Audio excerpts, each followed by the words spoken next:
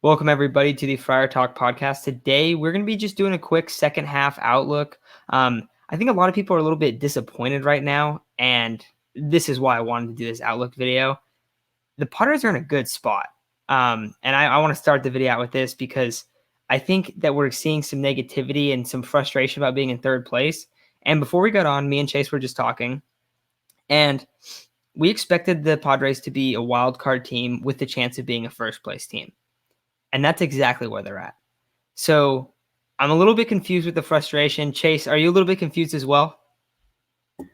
Yeah, we've always mentioned that we were potentially going to be second place in the NL West just because the Dodgers were that good of a team. They just signed Bauer. They had just extended Mookie, and they were going to get all their players back in healthy. So they were going to be a really tough team to beat because that rotation was absolutely stacked. So we've always came in with the expectation, you know what? If we don't get first place, we're going to be the first team in the wild card. And you know what? We're going to have to work our way through it because that's probably going to be inevitable.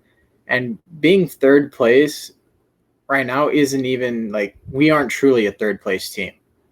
We may be in third in the NL West, but I guarantee you we're first in almost any other division, not right on the verge of being first. Yeah, and I also think that the Padres they've also been dealt a pretty bad hand early on. I mean, you look at all the starting pitching injuries. I mean, that's what we've been talking about a lot. And I don't even know how much it's been on air, but off air, we've pretty much been consistently talking about, I wonder what they're going to do with this starter. I wonder who's going to start this day. Like, there's so many questions around that right now.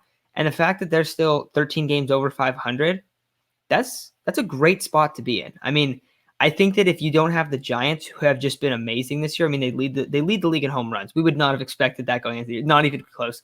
And I don't think anyone expected that going into this season, that the San Francisco Giants would lead the league in home runs at the All-Star break. That's absurd. That was just not expected. So if you just take the Padres' individual success, I think they're in a great spot. And now moving on into this true second half outlook, because I wanted to just get over that real quick and discuss that briefly. But looking into the second half, I think you see a team that it's really going to depend how far they can go depending on injuries. If they can get the starters back, if they can have a dominant 1, 2, 3 dominant guys in the bullpen come October, we've seen that the lineup is legit. So what are your thoughts of them moving into the second half, and what's the biggest factor for you and how far they're going to be able to make it? Like you said, it's the starting pitching because as of now, we have Paddock, Snell, and Musgrove going for the next 3 games, but then we don't have anybody scheduled the 19th and the 20th. Darvish isn't coming back until the 21st, and then the only guy you could potentially do is Lamet. But do you really want to force him into that starting role again? And then you're like, okay, cool. Well, we have minor league guys. We haven't heard any updates on Gore. Near's probably the guy that's going to get called up, and then maybe a couple other guys like Adrian or Aaron Leisure. So the starting pitching is by far the biggest question mark because the first half of the season was not nice to this Padres bullpen in no shape or form, and you kind of want them to get this rest in the second half because if you completely destroy your bullpen in the second half, postseason's another dog just waiting for them, and they're not going to be able to handle it because their arms are going to be falling off by that point. So the starting pitching is by far, I think, the biggest concern, and if not the bullpen. The bats will work themselves out. The guys go on streaks, hot and cold, but the bullpen and the starting pitching is probably going to be the 2 biggest question marks going into the second half. So then, I mean, I definitely think you're right on there. And I think the biggest reason for it is going to be injuries and just lack of innings pitched from the starters. I think those are the 2 biggest problems. We've talked about how taxed the bullpen is pretty much since the year started. Oh, it seems like Tingler pulls his guys early. I think that was what we initially thought. Maybe it's not that he's pulling them early, but a lot of these guys haven't shown that they've been able to go far into games. So there's just a big issue there. I mean, and if you have your starting pitchers going down left and right, it becomes really difficult. So, I mean, right now I think the 2 guys, yes, Darvish is on the IL, concerning. I think he's going to be okay. But not talking about Darvish, I mean, who are the guys that you're concerned about? Because I think the 2 guys you aren't are, of course, not Darvish. outside the injury, and then Musgrove has been. I mean, we know what Musgrove is. He's a legit dude. Who is the next guy? Like, who's the guy that's got to step it up this second half? I'd got to say Chris Paddock because he's shown the ability to go deeper into games. He's showing the legitimate third pitch. He's showing that when he locates, he's on top of his game. He may give up 1 or 2 earned runs, but he can get you the 6 innings. He pitches efficiently when he's on.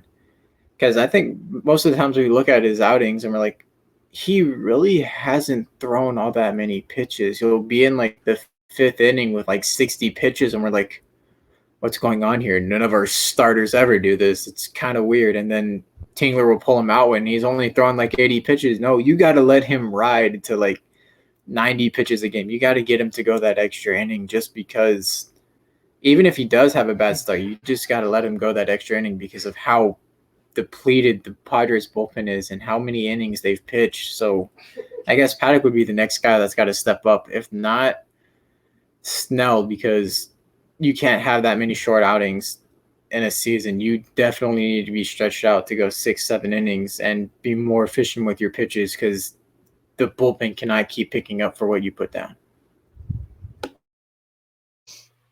Couple guys to bring up that have been very taxed early on. Stammen, he has thrown 53 innings. He has been tremendous. We've definitely questioned Stammen in the past. I remember a certain moment in 2019. But now with this Padres winning team, he has been really good. I believe his whip, last time I checked, it was exactly 1. So I believe it's still exactly 1. That's really impressive. He's done a great job this year. Nabil Chrismat's actually 7th on the team in innings pitched at 45.2. He comes in and will just, you brought up Paddock, how he's kind of all over the place and how you want him to really, when he's on, to eat up those innings. Well, when we saw him come in and struggle at Petco against the Nationals, Chris Mack came in and pitched, 5, 6 innings afterwards? Like, he's ate up a lot of innings. And he's taken like a legitimate 20 flights from El Paso to San Diego. Like, legitimately, I think over 20 at this point. It's been absurd how many times he's been called up and down. So those two guys, definitely got to shout them out because they have eaten up a lot of innings. And hopefully they're not in a spot like where they have to do that in the playoffs or near the playoffs either. But then kind of looking at the bats, the Padres actually have 6 guys that are qualifying in terms of statistics right now. The 2 spots that aren't, it's going to be center field, Trent Grisham, and then at catcher, they haven't had a guy that's had enough at-bats. Getting Austin Nola back, we're going to get into him a little bit more in Sunday's episode, so not going to talk about Austin Nola that much.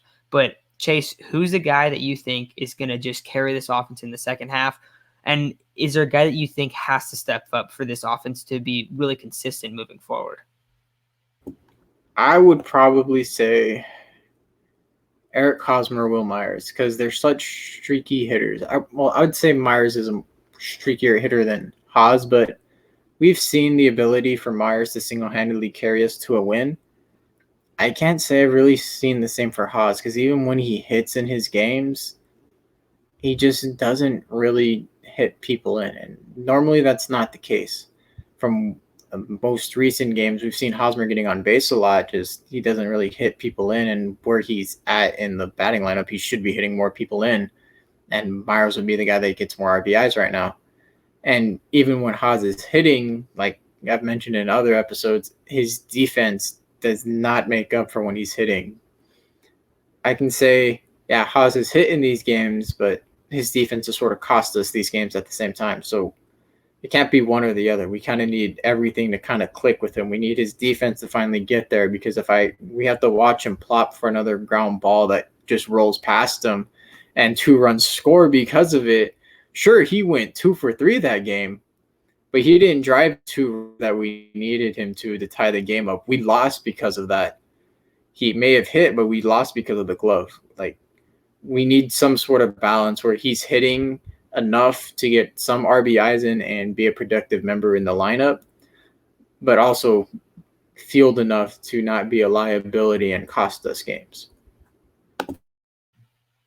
And I think some people might make the argument, oh, well, Eric Hosmer's third on the team in RBIs. He also started out the year, like the first 2 weeks, where he had a ton. I believe he was leading the team for a couple weeks. And then let's look at where he hits in the lineup. Okay, he hits 5, 6, and he was hitting 4 a couple times earlier in the year. So he's hitting in the perfect spot to get the most opportunities. Yes, he's done a pretty good job of that, but there's also been a lot of ending double plays. And that's the part I think that gets a little bit frustrating. And then you add in the glove. I will say, and we talked about this too, he's starting to get a little bit hot. So if that's the case and he is able to start driving those runs in from that 6th spot, he can be the guy that definitely makes the offense work. So if he improves, and I'll say this, Chase, I don't expect anything to change with the glove. And I know there's people that are going to say, oh, Eric Hosmer's a 4-time Gold Glover. He had, I think it was like a week ago, he had negative 12 defensive runs saved, and he is great as, I think, the worst fielder in the league. Like, that's an issue. But I don't think that's going to get better. He hasn't been very good in San Diego in terms of fielding. Might make a couple nice scoops, but his overall consistency has not been there from the position where you have to have consistency. Probably the second most important position on the field to have consistency outside of catcher. Just because if you're a first baseman and you keep popping up balls, like, it makes it so much tougher on the infielders. They have to give you a perfect throw right to the chest every time.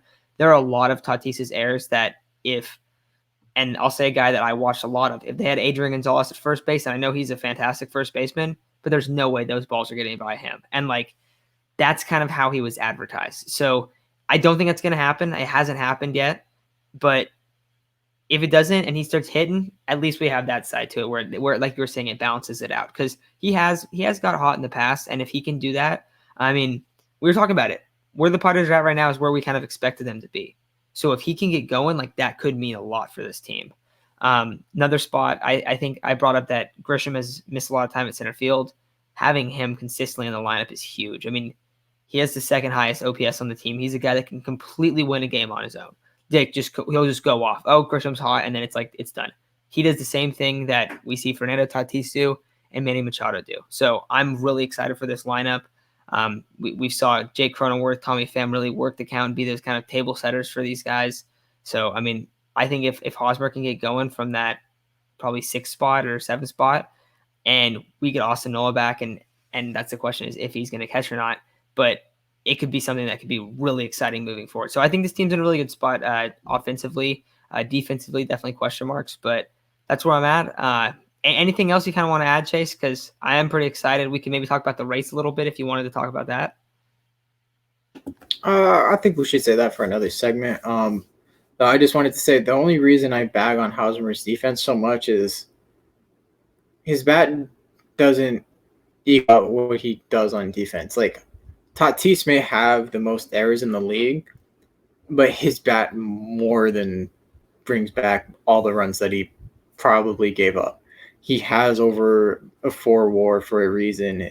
He single-handedly wins us games multiple times. He is the offense. He is the heart of the offense. When he's not going, the team kind of struggles. So, yeah, Tatis's glove may lack behind his bat a little bit, but it more than evens out, and Hosmer doesn't do the same thing. That's the only reason I keep bringing that up. No, that's definitely fair. I mean, I think a lot of people have started to realize that, like, all right, this has become a big issue for the Padres, because it was tough on Sunday's game. I know it wasn't the best throw from Cronenworth, but there was a play that bounced off his glove, and it was definitely a tough play, but it just I feel like he doesn't get those ones where it's just like, all right, like, if you could just have a great play right here. And he did have a great play on Sunday, though. He did throw the ball home and get someone out. It wasn't a super tough play, but it was a strike. He threw a perfect ball down to the catcher, and I think it was Caratini on Sunday. But I don't know. I think that's it for me. I'm really, really excited for this team and kind of how they're going to come out. Also, I think this team is built to be a playoff team. I mean, you talk about the top end guys. 1 game playoff, I think this team is fine with that if that's the case. We see how hot these guys get. We see what these guys look like when they play against the top end teams, and they look a lot different. When they're at their top end, they are something special. So don't be discouraged if you feel like, oh, they're a 3rd place team. You know, they're still a really good team, and they've had a rough start to the year. So I think it's going to be all right, but I'm really looking forward to the second half, and we'll talk to you guys soon.